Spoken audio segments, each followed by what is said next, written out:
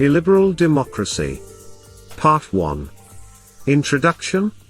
An illiberal democracy describes a governing system in which, although elections take place, citizens are cut off from knowledge about the activities of those who exercise real power because of the lack of civil liberties. Thus, it does not constitute an open society.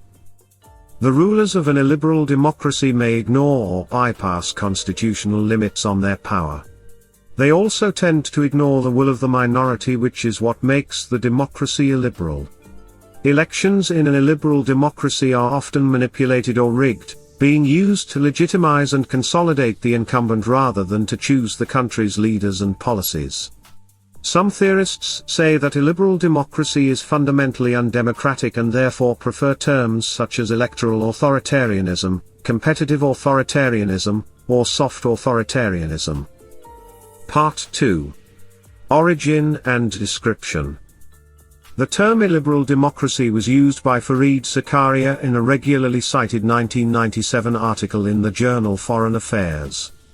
According to Zakaria, illiberal democracies are increasing around the world and are increasingly limiting the freedoms of the people they represent. Zakaria points out that in the West, electoral democracy and civil liberties go hand in hand. But around the world, the two concepts are coming apart. He says that democracy without constitutional liberalism is producing centralized regimes, the erosion of liberty, ethnic competition, conflict, and war. Recent scholarship has addressed why elections, institutions commonly associated with liberalism and freedom, have led to such negative outcomes in illiberal democracies. Hybrid regimes are political systems in which the mechanism for determining access to state office combines both democratic and autocratic practices. In hybrid regimes, freedoms exist and the opposition is allowed to legally compete in elections, but the system of checks and balances becomes inoperative. Regime type is important for illiberal democracies. This is because illiberal democracies can rise from both consolidated liberal democracies and authoritarian states. Zakaria initially wrote his paper using the term illiberal democracy interchangeably with pseudo-autocracies, but today they are used to describe countries that are potentially democratically backsliding as well.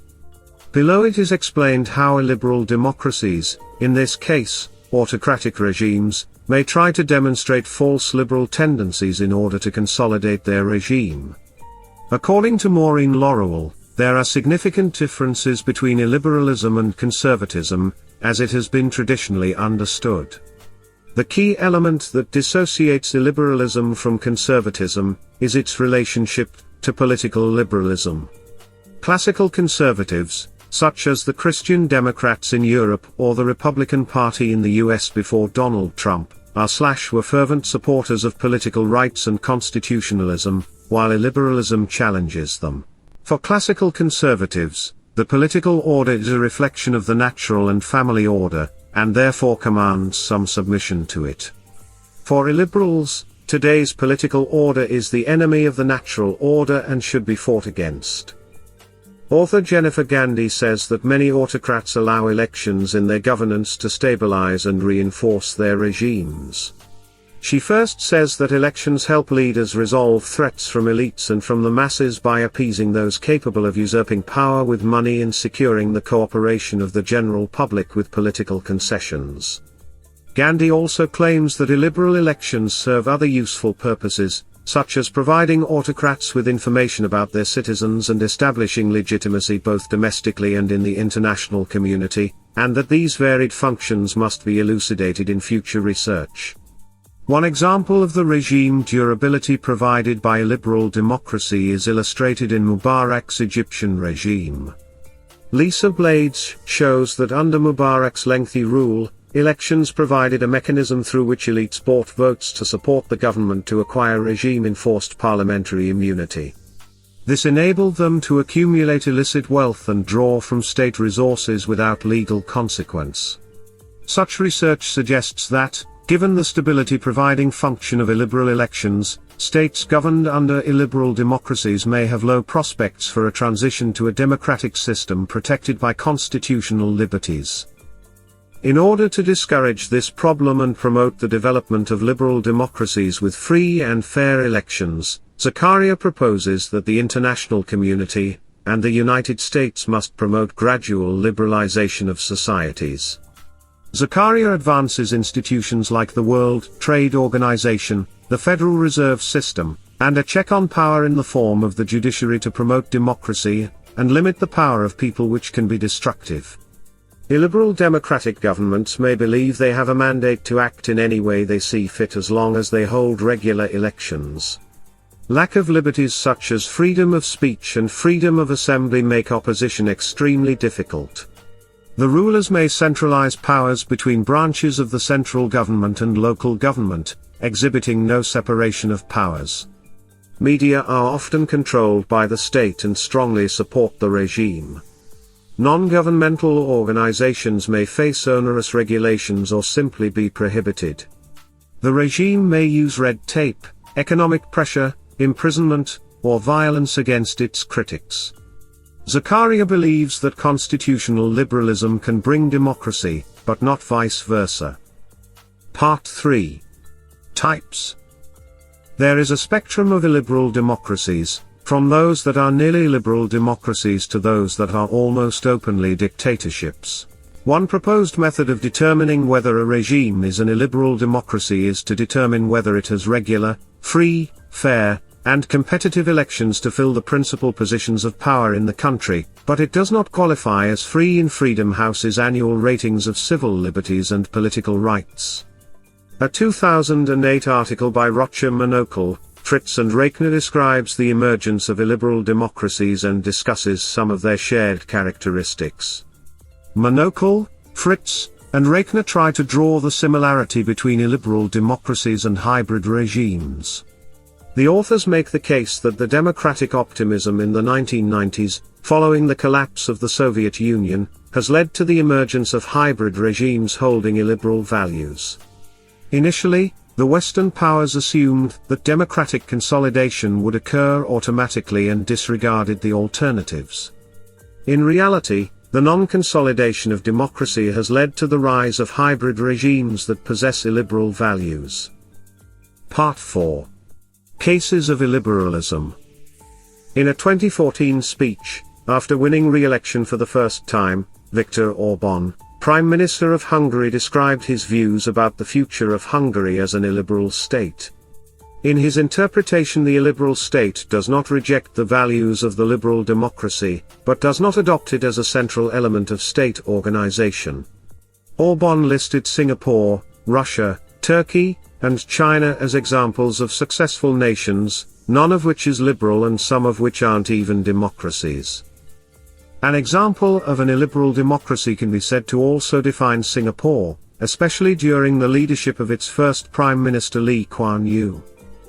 Indian-American journalist Fareed Zakaria claimed that India was the largest illiberal democracy in the world, in his book The Future of Freedom, Illiberal Democracy at Home and Abroad.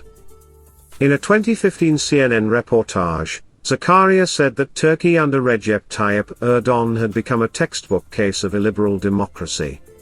Eric Mayerson observed that using Freedom House's measure of liberty, Turkey took the last place among electoral democracies in 2015, scoring worse on the liberty measure than some countries that are not even considered electoral democracies. Since 2016, the Philippines under Presidents Rodrigo Duterte and Bongbong Marcos has been described as being in an illiberal democracy. It has been described as a capital of illiberalism culturally and politically. Part 5. Relationship with populism. With the different types and different examples of illustrations discussed, a key component in the rise of illiberal democracies today is populism. Current populist leaders, especially within Western states, have the tendency to promote illiberal values, a notable example being the exclusion of immigrants and openly xenophobic statements. This wave has been labeled as xenophobic populism. Authors Cas Moudet and Cristobal Rovira Calfasa discuss the role of populism in deteriorating liberal democracies. Within the article, Moudet and Calfasa say that populism, although surrounded by negative connotations, is democratic in nature, as it gives a voice to the people and heavily follows the idea of majoritarian rule.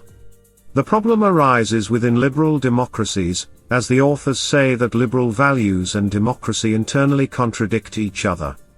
Democracy promises majoritarian rule while liberal values promise the protection of minorities.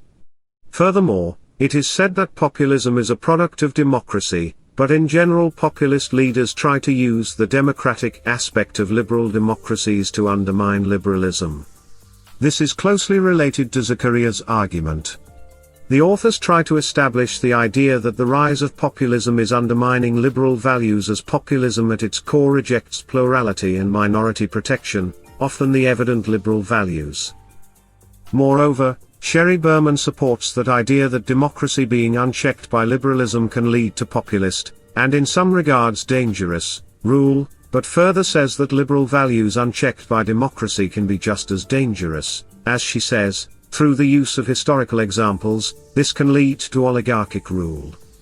Berman takes a different perspective on the role of populism and says that it is rather the weakening of democratic institutions that has led to the rise of populism and the deterioration of liberal democracies. When discussing this matter, Berman, through the example of Western states, United States and Europe, has attributed the cause of populist backlash to national government disregarding the interests of average citizens for business elites. In sum, Berman is trying to demonstrate that populism has led to the rise of illiberal democracies, while the populism has gained traction as a result in democratic institutions being too elite-led. The end.